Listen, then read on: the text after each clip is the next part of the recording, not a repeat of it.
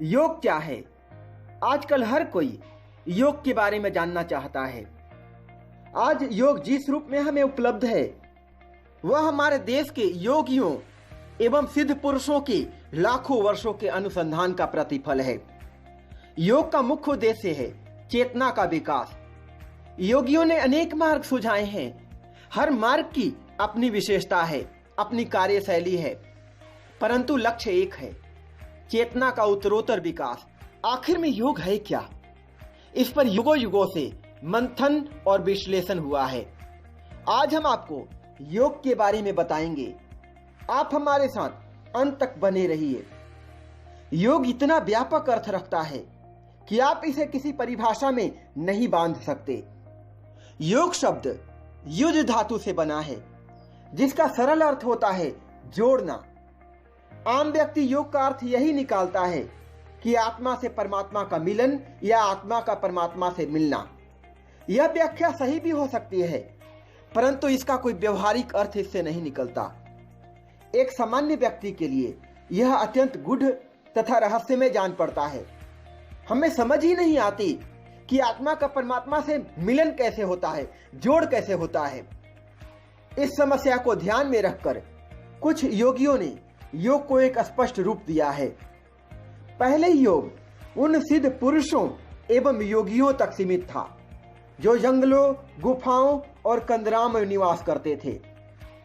इसकी उपयोगिता को देखते हुए कुछ मनीषियों ने इसे सरल करके आम व्यक्तियों के उपयोग के लायक बनाया और उसे गुफाओं, कंदराओं से निकलकर समाज में ले आए। इसमें भगवान बुद्ध, भगवान महावीर और पतंजलि का बहुत बड़ा योगदान है। आज योग सबके लिए सुलभ है। आवश्यकता है केवल इच्छा की, दृढ़ विश्वास की और संकल्प की।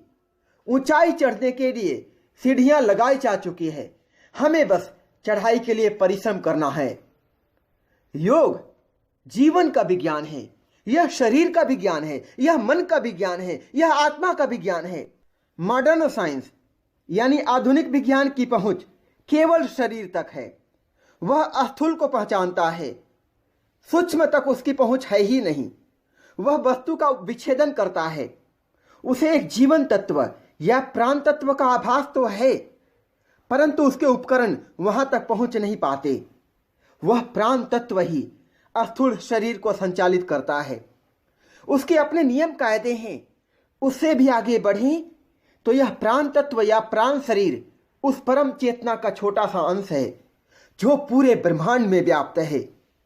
योग अस्तित्व के इन सभी आयामों का विज्ञान है। इसके इस व्यापक और विराट रूप को एक साथ समझना बहुत ही कठिन है। अतः हम इसकी चर्चा छोटे छोटे खंडों में बांट कर करेंगे। व्यक्तिगत स्तर पर देखें तो हमें ज्ञात है कि हमारे शरीर के अंदर एक मन भी है जो हमारे सारे क्रियाकलापों का केंद्र बिंदु है। आधुनिक चिकित्सा विज्ञान बताता है कि 85% बीमारियों की जड़ें हमारे मन में रहती हैं। बीमारी होती है मन में, परंतु दिखलाई पड़ती है शरीर में।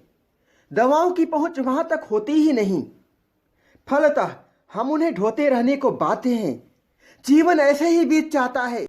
योग हमारे मन को परत दर परत उघाड़ता है, हमारे कष्टों, बीमारियों, तनावों को बाहर कर देता है। इस प्रकार जब मन शुद्ध हो जाता है तब उसमें एकाग्रता की शक्ति आती है, छिपी हुई प्रतिभा का प्रस्फुटन होता है, चेतना का विकास होता है और हमें प्राप्त होता है स्वस्थ शरीर, शुद्ध मन और ऊर्ध्वगामी चेतना। जो व्यक्ति इनका स्वामी है वह कुछ भी कर सकता है, जो चाहे प्राप्त कर सकता है। वह अनंत शक्तियों का स्वामी बन जाता है और यह संभव है केवल और केवल योग द्वारा। हम अगले सेशन में योग की परिभाषाओं के बारे में जानेंगे। Thanks for watching.